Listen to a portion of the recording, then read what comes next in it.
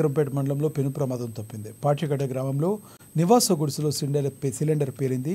ఈ ప్రమాదంలో 1,50,000 నగదు, 5 తులాల బంగారం, 20 తులాల వెండి, నిత్యావసర సరుకులు, బట్టలు దగ్ధమయ్యాయి.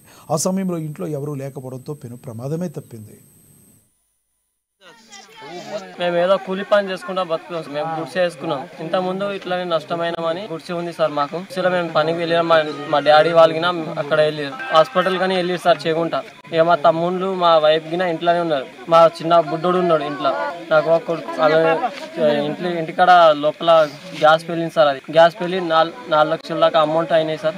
మొత్తం బుగ్గు మళ్ళీ ఏమో బంగారం సార్ 5 తులాలన్నర బంగారం, ఎండి ఒక 20-30 తులాల బండి ఎండి ఉంటుంది సార్. డ్రైవింగ్ చేస్తా సార్ నాదే బండి. దాని ఆర్సీ పట్టా పాస్ బుక్, ఆధార్ కార్డులు ఇక మొత్తం పోయినాయి సార్. బాడీ బాసన్లు మొత్తం, మళ్ళీ 10 క్వింటల్ బియ్యం అట్లనే పోయినాయి. ప్రభుత్వం ఏం లేదు సార్, ఇక మేమే మిగిలినాం సార్. నేను ఇప్పుడు